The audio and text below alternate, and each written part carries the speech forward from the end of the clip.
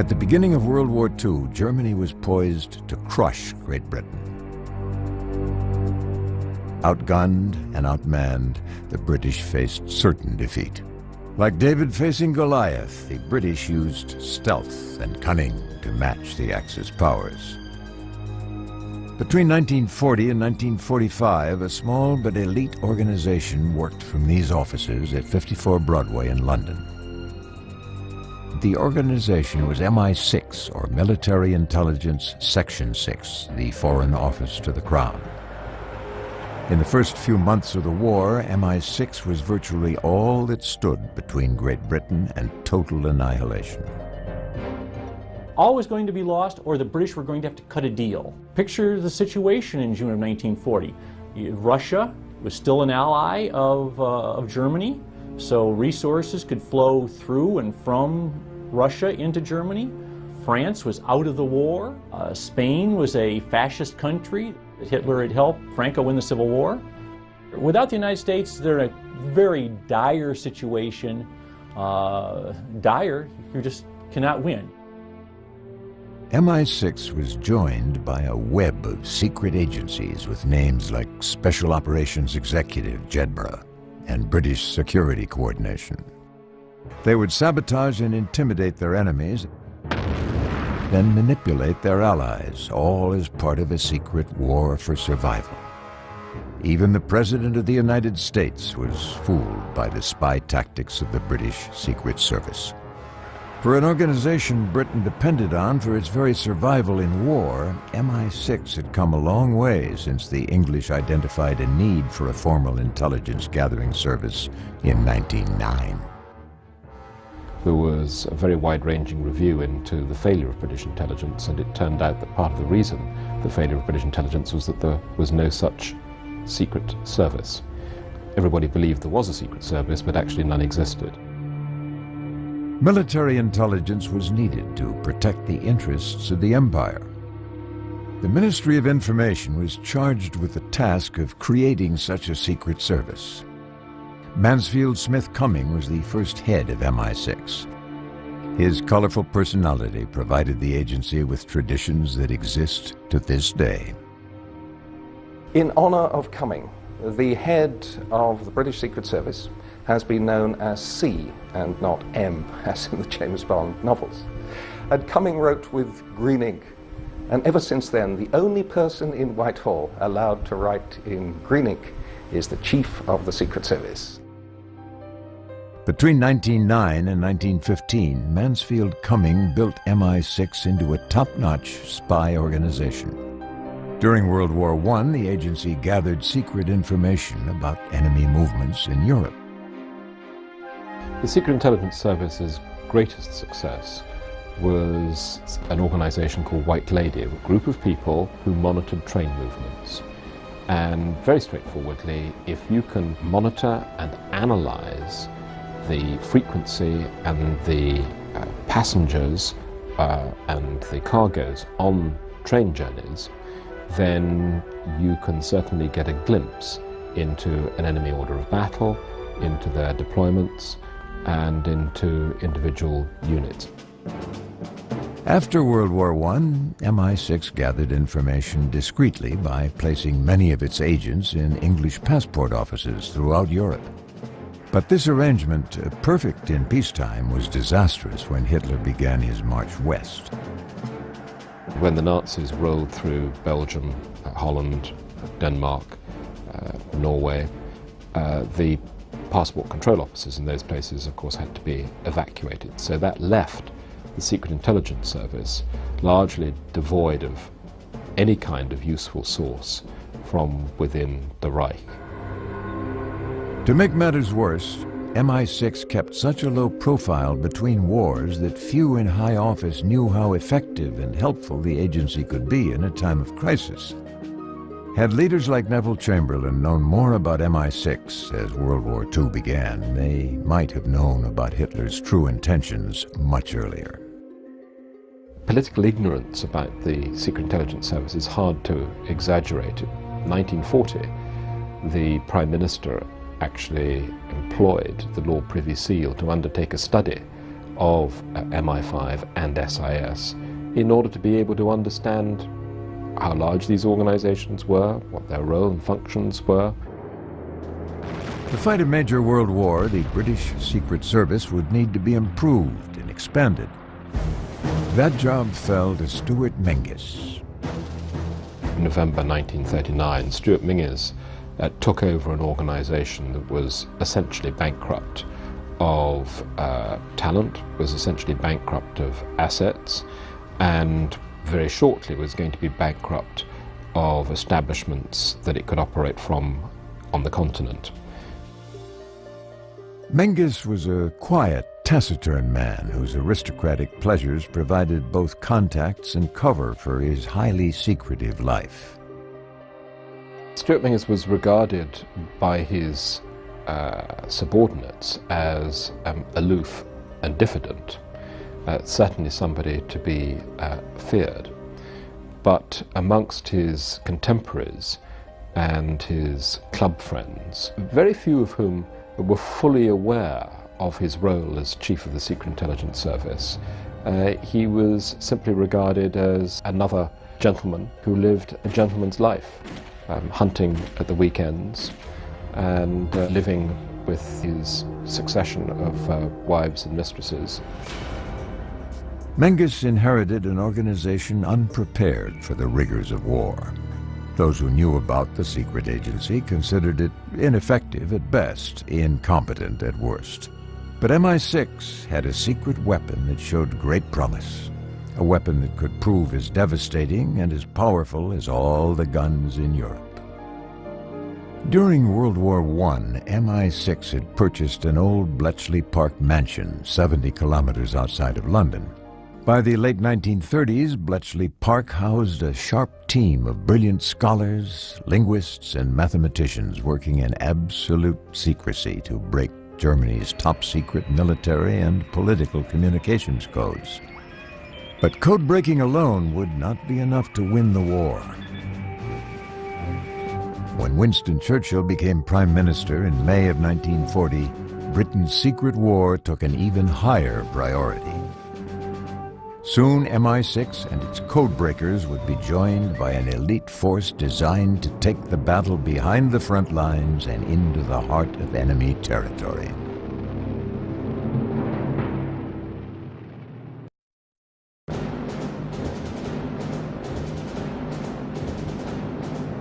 For Britain, June 1940 was perhaps the darkest time of the war.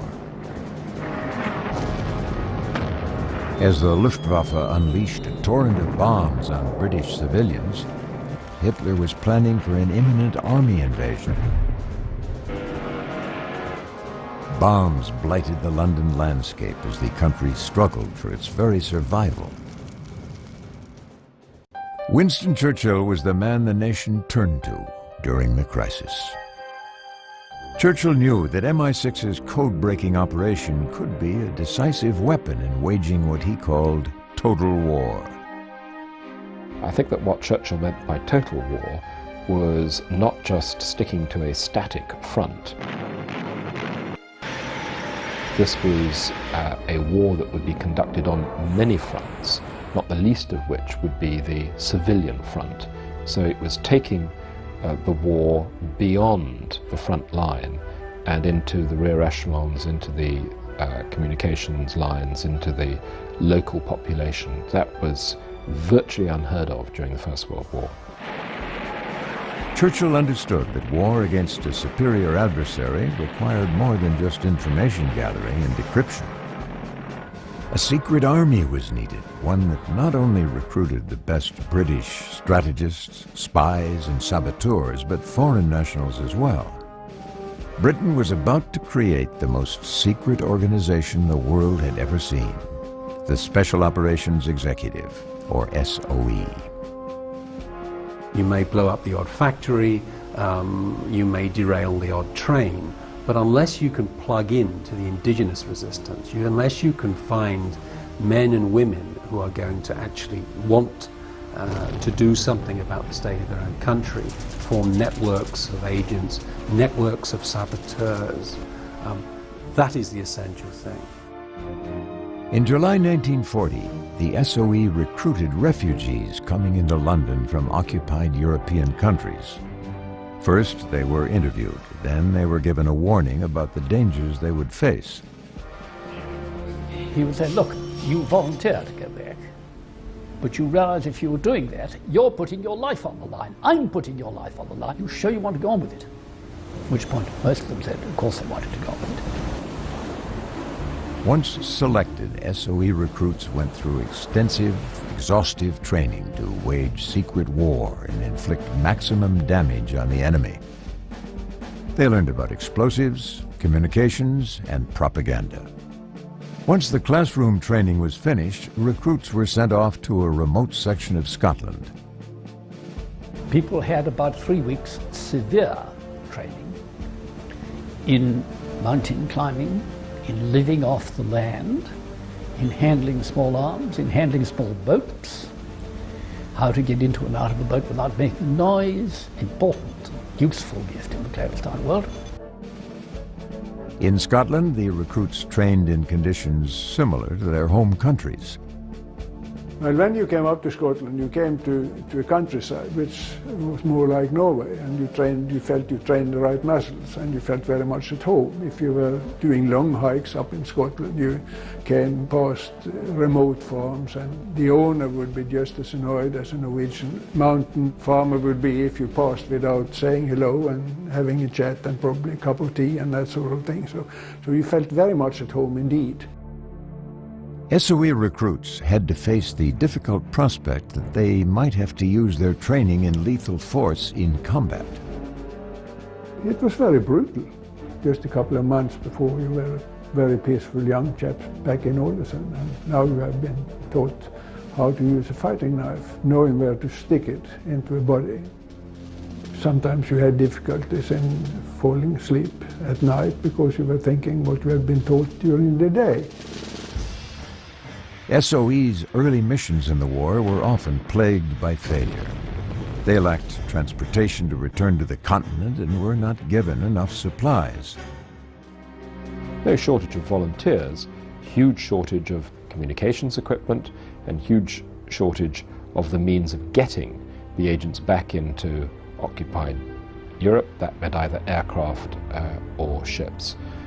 Royal Navy not prepared to take the risk. By the end of 1941, the Royal Air Force finally began flying SOE operatives to Europe at night in what became known as Midnight Sonata missions. While SOE struggled to train recruits and get them into the field, the codebreakers at Bletchley Park had finally succeeded in deciphering some key German codes. To conceal the fact that a German code had been broken, Menges told no one, attributing the new intelligence to a fictional spy named Boniface instead. And so they invented a spy, a well-placed spy in Germany, and his code name was Boniface. And so when the distribution took place, it was circulated, codename Boniface. The implication was this was an excellent source, but of course, because SIS had such a poor reputation for cultivating and recruiting good human assets in Germany, the military commanders took no notice of Boniface. By November 1941, Boniface had been scrapped, and the highest British commanders were informed of MI6's breakthrough.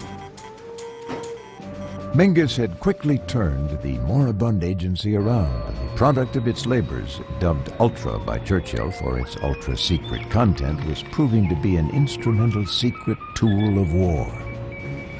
Britain's clandestine war now had two components. MI6 would intercept and decode German military communications, and SOE would fight behind enemy lines to organize and arm a secret army of resistance fighters in Europe. The two agencies had the same mission, but often struggled with conflicting agenda. There are two fundamental differences between MI6 and SOE. MI6's primary aim was to obtain intelligence from whatever sources it could, but certainly part of this was sending agents into enemy territory to obtain whatever secrets they could locate. On the other hand, SOE was to provide explosives, weapons, to attack communications, to blow up trains, even if needs be to assassinate people. The one, intelligence gathering requires silence, quietness, don't make a fuss, remain undercover, whereas SOE was to make loud bangs, to create a nuisance, to attack the Germans.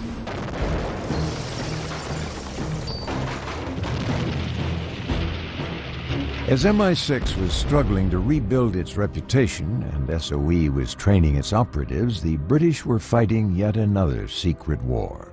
It was an extraordinary campaign of dirty tricks, salacious deeds, and exotic setups, and it was being fought not against an enemy, but against a potential ally.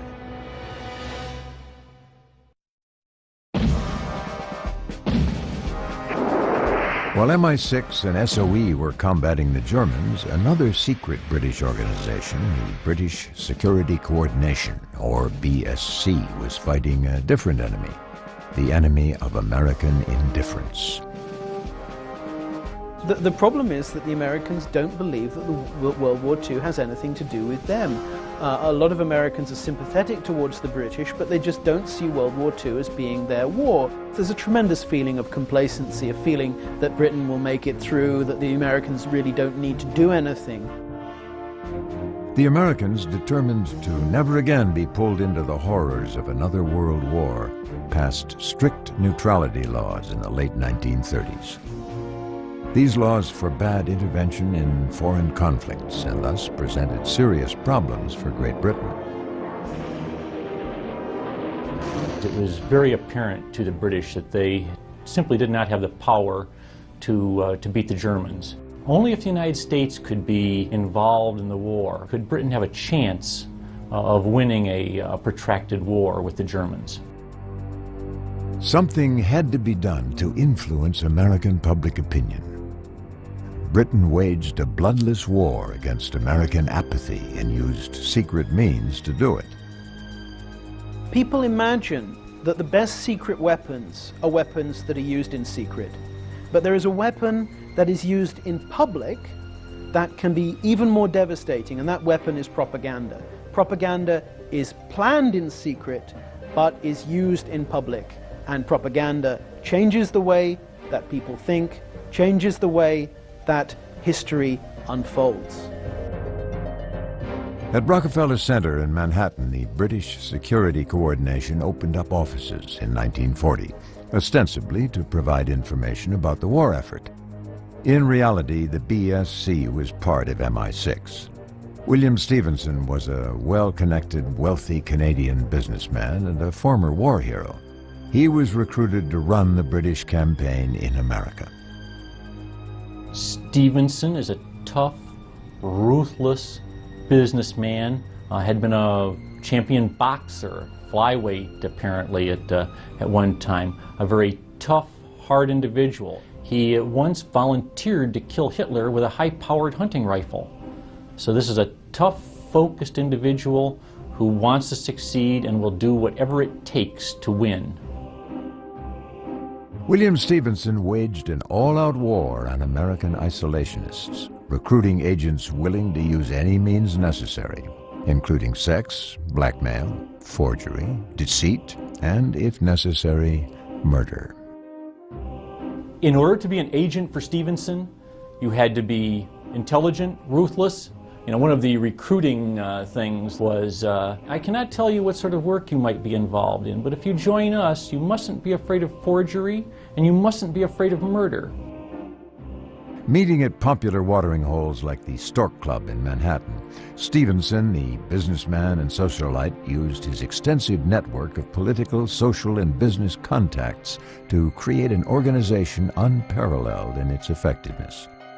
Some U.S. businessmen saw the war as a financial and political opportunity and helped Stevenson in his efforts to convince Americans to give aid to the British. The Rockefellers gave BSC a floor, 2 floors of space, basically rent-free, and also supplied free space for a whole myriad of other fronts that BSC was running. The privileged access didn't stop with America's pro-war financial elite. Stevenson had friends in even higher places. The White House was very cooperative. Without White House cooperation, there is no way that Stevenson's organization could have operated in the United States. It was operating beyond the law, sometimes in direct contradiction to U.S. law. So without the backing of the White House, J. Edgar Hoover at the FBI would simply have not allowed an organization like this to operate in the United States. Just how far did the BSC go? In 1998, declassified files showed how nasty things could get if you were on Stevenson's hit list. The files tell the story of what the BSC did to Arthur Vandenberg. Vandenberg was a senator from Michigan and a prominent isolationist. He was also on the Appropriations Committee, a key position in 1941. In that year, Congress was about to vote on Lend-Lease, the controversial program to circumvent U.S. neutrality laws and provide arms and ammunition to Britain. The proposed Lend-Lease legislation was critical to Britain, and the BSC pulled out all the stops to influence Vandenberg's vote. British intelligence took advantage of Senator Arthur Vandenberg's weakness for exotic women by sending over Cynthia, one of their most famous women spies, whose specialty was jumping in bed with men, changing their minds, stealing their codes, whatever else had to be done. After Cynthia had finished with him, Vandenberg's position on European affairs had changed dramatically. She shows up and changes Vandenberg's mind, or at least neutralizes him, on Lend-Lease in early 1941. Whether Vandenberg's vote was changed because of Cynthia and the BSC will never be known. Vandenberg was a very prominent isolationist. Sometime in the 1940s, he just suddenly turned around one day and became a prominent internationalist. No one ever asked who was beside him the morning he turned around. The BSC's attempt to influence American politics didn't stop in the U.S. Senate. In 1941, the BSC targeted the most powerful political figure in America, the President of the United States. One of the greatest of MI6's achievements before the United States comes into the war on the 7th of December 1941 was, alas, to deceive the Americans, and in particular to deceive President Franklin Delano Roosevelt. Sir William Stevenson, Little Bill Stevenson as he was called, forged or had forged a whole series of documents which suggested that the Nazis had designs on Latin America. The forgery department of MI6 created a map of Latin America and passed it to President Roosevelt. This map is leaked to the head of the organization that became the OSS, William Donovan, and passed to the president. With the map in hand, Roosevelt made an astounding speech on the radio. I have in my possession a secret map made in Germany by Hitler's government, by the planners of the New World Order. He goes on to explain that this map shows Nazi plans for the conquest of Latin America. They have divided South America into 5 vassal states, bringing the whole continent under their domination. If America was stunned, the Nazis were baffled. But in the end, no one was more surprised and angered than Roosevelt himself. What we have recently discovered is that Roosevelt discovered in February 1942 that he had been fooled, and his immediate reaction was to demand that Little Bill Stevenson be sent home. But then, his advisors had second thoughts. Hold on a moment. We are now at war with Germany. It would be pretty embarrassing, wouldn't it, to admit that that great anti-German speech that you made on the 27th of October 1941 was based on a British forgery. Not all of the British propaganda documents were forgeries. In February 1941, PM, the liberal evening newspaper in New York, ran a photo story that documented startling German atrocities. They were provided courtesy of the BSC.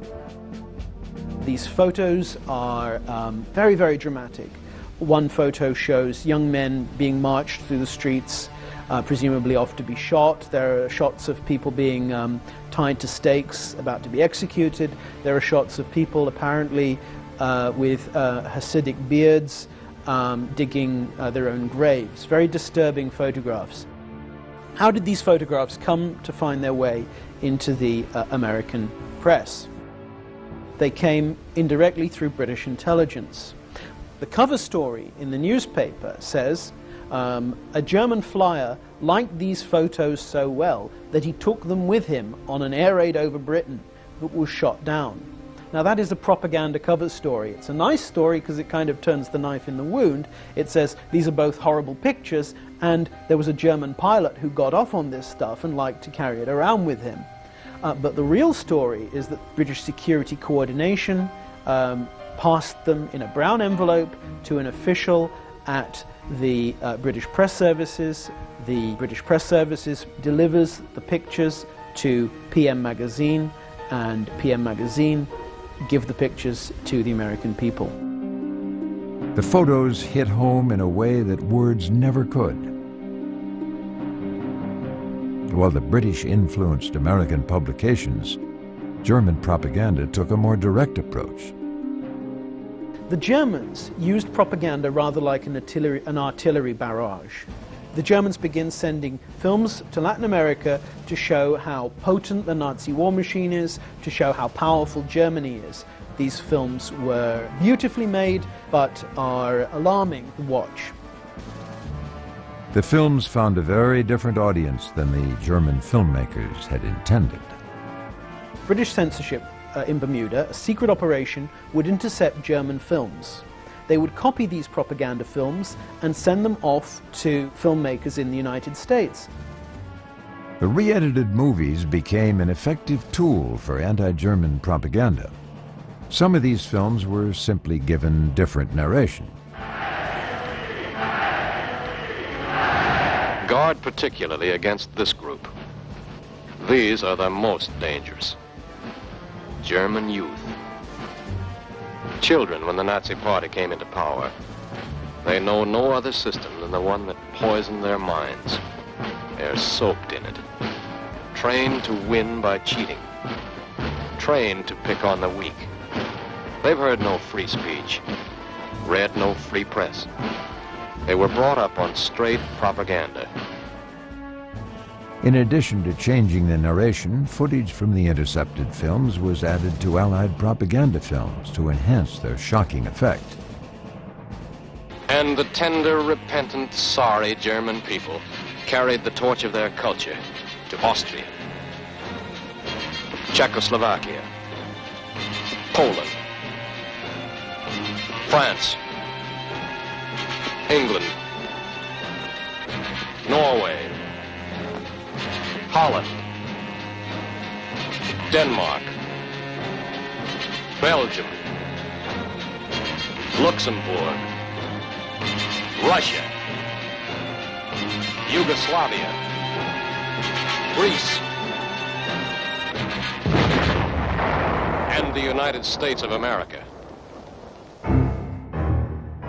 From 1940 to 1945, propaganda films were an important weapon in Britain's secret war. Another method for influencing Americans was to manipulate the new bellwether of public opinion, the public opinion poll. These polls were supposed to measure accurately what America thought. But BSC had operatives working inside the polling companies to influence or change the results. A typical tactic was to do polls, rigged polls, at the conventions of national organizations, the American Legion, the CIO. You do a rigged poll and then show that 70–80% of the rank and file was pro-British and wanted to help the British. In the first 18 months of the war, the BSC manipulated politicians, rigged opinion polls, and planted stories in major U.S. newspapers. It was an extremely effective campaign. But it was the Japanese attack on Pearl Harbor that finally brought America into the war.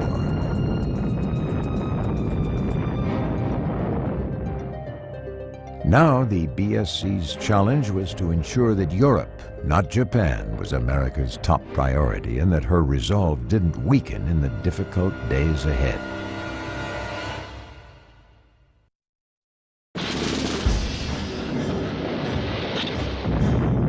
The bombing of Pearl Harbor in December 1941 brought America into the war as Britain's ally. It also caused the BSC, led by William Stephenson, to shift its focus. It worked hard to influence Americans to ensure that defeating Germany was their top priority.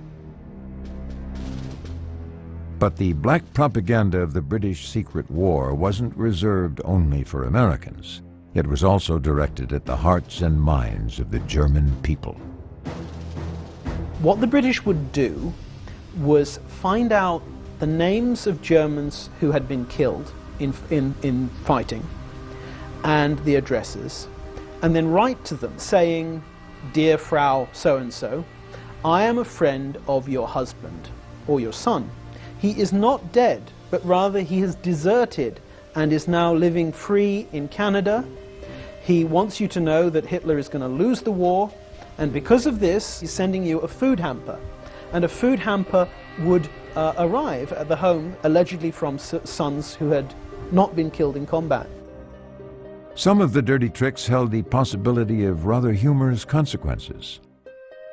British intelligence was reading the mail that was sent from Germany to Latin America. They had a secret way of opening envelopes. And one of the things that a British censor allegedly did during the war was this. He realized that there was a German official in Latin America who was corresponding with two women in Berlin. One was his wife, one was his mistress. As a prank, he returned the mistress's letter into the wife's envelope and the wife's letter to the mistress's envelope. We don't know what happened thereafter. While the BSC fought a war of words in America and Germany, in Britain, Special Operations Executive, or SOE, had been training and preparing for missions into the heart of enemy territory. In the first year of its existence, SOE grew into an elite fighting force of well-trained experts. By 1942, it was ready to launch one of the most daring missions of the war. The target was a power plant in Vemork, Norway.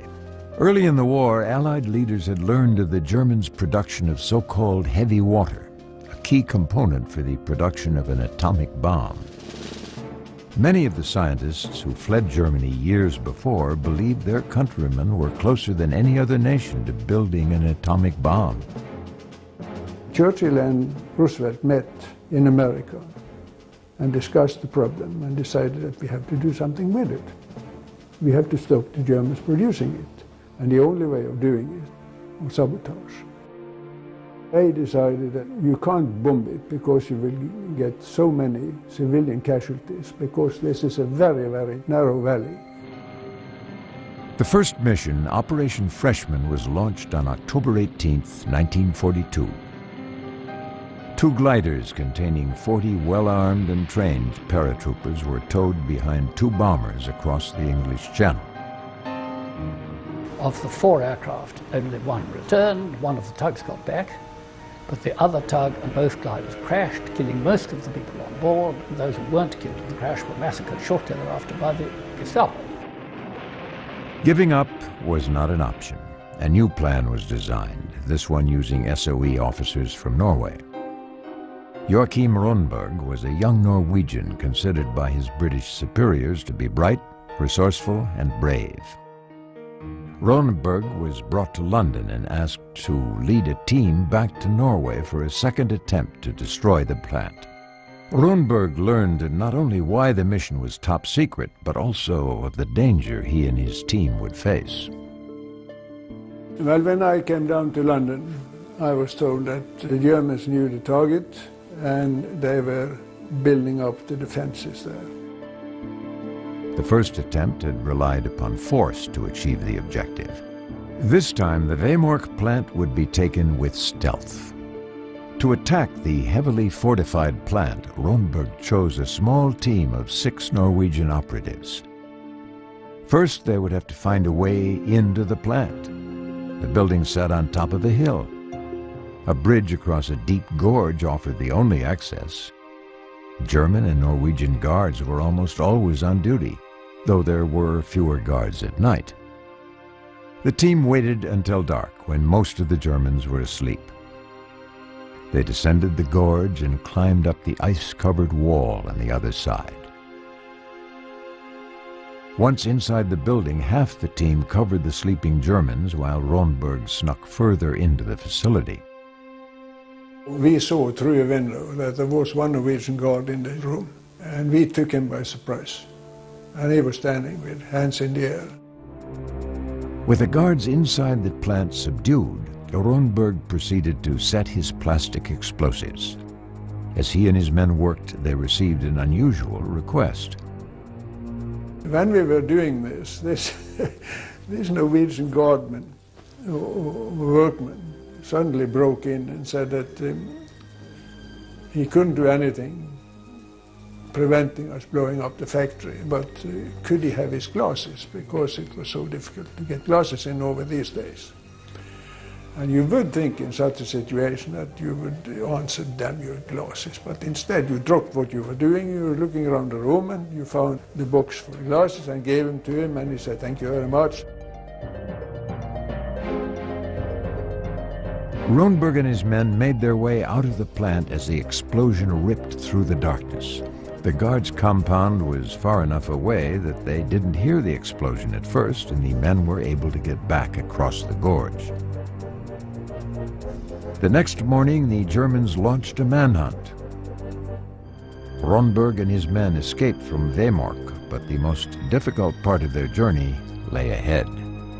Since no planes could land and pick them up, Ronberg and his team had to ski for 18 days to the safety of neutral Sweden. We saw quite a lot of people on the way, but we suspected people seeing soldiers in Norway, in uniform and with weapons on their rucksacks, to be Germans and not Norwegians. And that was true enough. We met people and they certainly believed us to be Germans. When we got to this hospital, we were asked to take off all our clothes and put them in a bunch. And so we were invited into a shower, and there you had 2 very nice Swedish nurses with a bucket of soap and a brush, and started brushing from there and downwards. And it was quite a reception, I must say. This act of sabotage by Ronberg and his team, orchestrated by British intelligence, denied the Third Reich a key ingredient for its atomic program. Had Germany been the first nation to develop the atom bomb, the war most certainly would have ended differently. By 1943, SOE had evolved into the elite fighting force its founders had envisioned. SOE operatives had successfully parachuted into France and other occupied countries, set up supply drops, and recruited resistance fighters. They'd become adept at blowing up bridges, stopping trains, disrupting supply lines, and destroying communications equipment. But for all the success of Britain's secret war, the most important goal still remained: retaking the European continent. From the beginning of the war, Britain had been planning for the day of the invasion, and secret organizations were a big part of that plan. SOE, BSC, and MI6 would all play important roles. Another organization was created specifically for D-Day. It was called the Jedbras. The Jedbras was the code name for a secret organization of trained commandos. They began training almost 2 years before D-Day. SOE got the word out that volunteers were needed. Potential recruits weren't told what the assignment would be, only that it was top secret and highly dangerous. I've been in 3 years. I hadn't seen a German other than a prisoner of war, I hadn't heard a shot fired in anger. And one day on the squadron notice board appeared a notice to the effect that volunteers were sought who were prepared to undergo parachute training and the like. Well, this sounded a bit exciting. You didn't need to be Einstein anyway to work out this was going to be a job somewhere in Europe. The job was one of the most extraordinary of the war. Secret teams of 3 men, one from France, one from England, and one from America, would be dropped behind enemy lines to pour fuel on the burning embers of discontent. It was thought each would take with them arms for perhaps about 200 men. And they would form a nucleus which would liaise with the advancing armies, would take care of specific targets and would provide intelligence. For 18 months, the Jedbras trained. They would quietly arrive in Europe as the first wave of the largest invasion in the history of war. They had extensive training in munitions, hand-to-hand combat, communications, and search and destroy missions. By May 1944, they were ready for D-Day.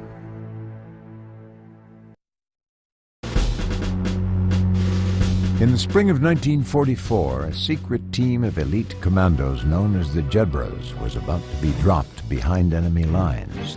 They would be the first wave of soldiers in the D-Day invasion.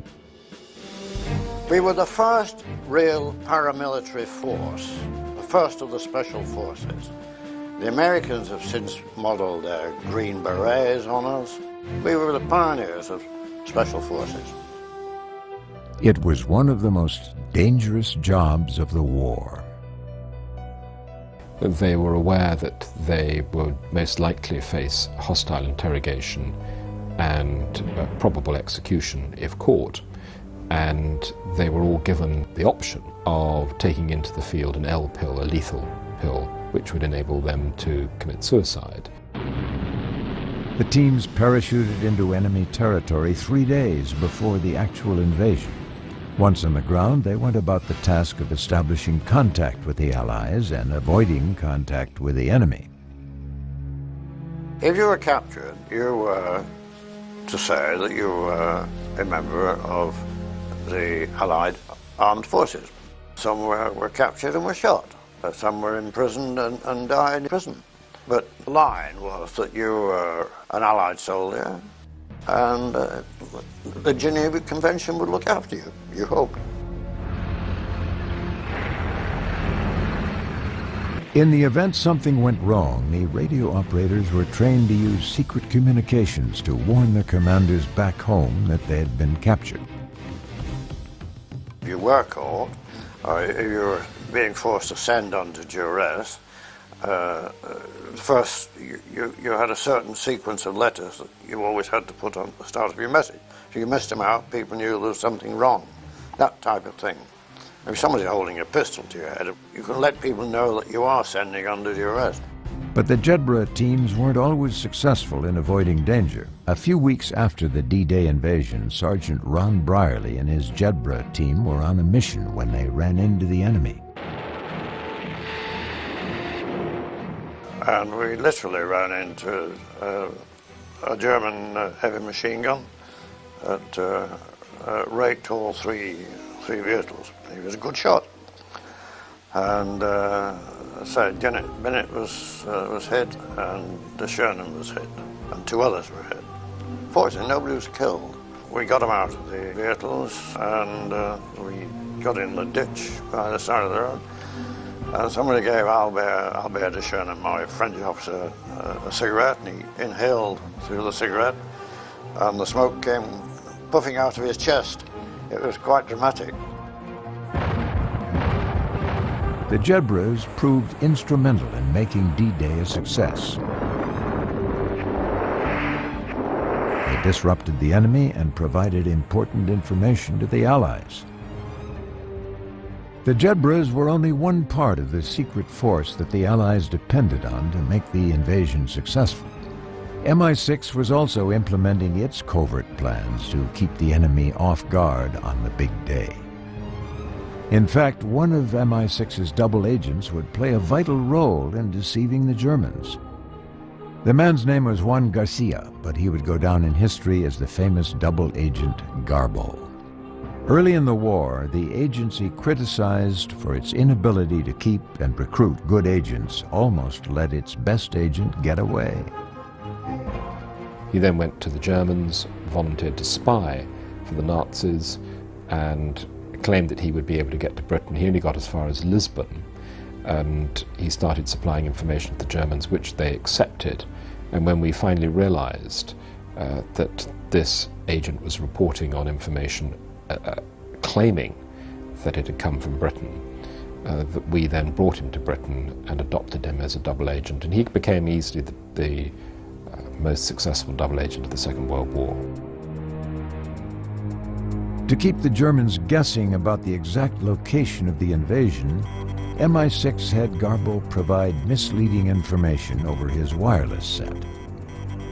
In the months preceding D-Day, MI6 had taken great pains to build Garbo's credibility with the Germans.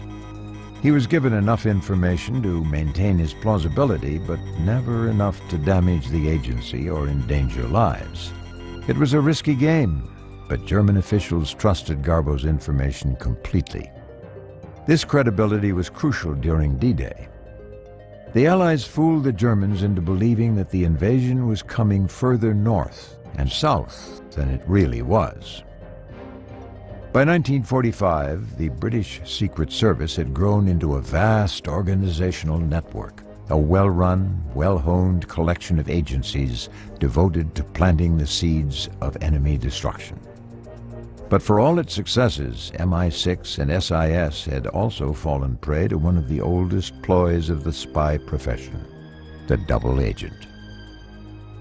Late in 1944 and right the way through to the end of 1945, the Secret Intelligence Service was engaged in post-war planning, preparing for its role in the post-war era.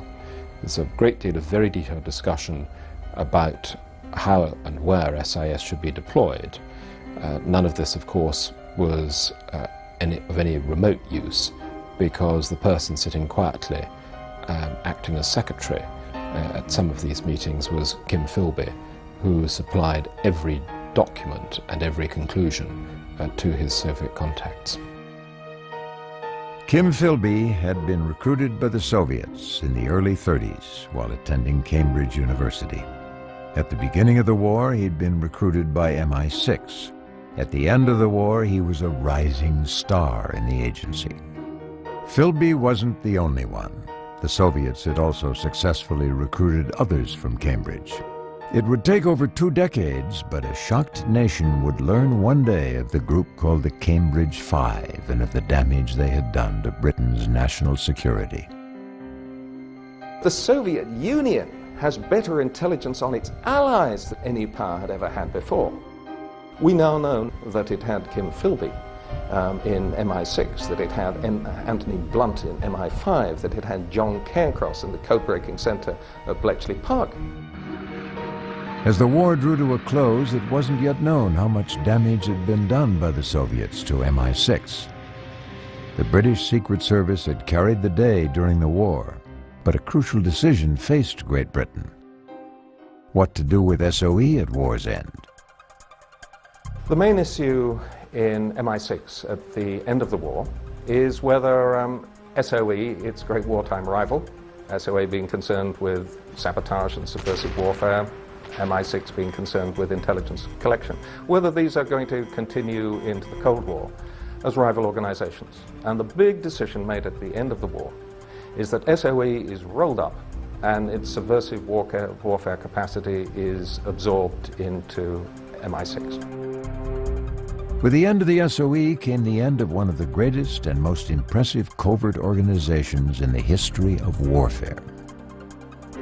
And for those who fought Britain's secret war, the lessons are just as important today as they were on the battlefields and behind enemy lines in the 1940s.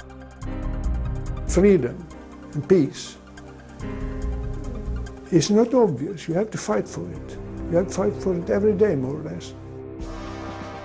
The British have always been good at gathering intelligence and keeping their secrets. British secret services like MI6 and SOE used extreme measures to triumph over fascism and secure the country's survival. The truth is slowly emerging about British intelligence operations during World War II.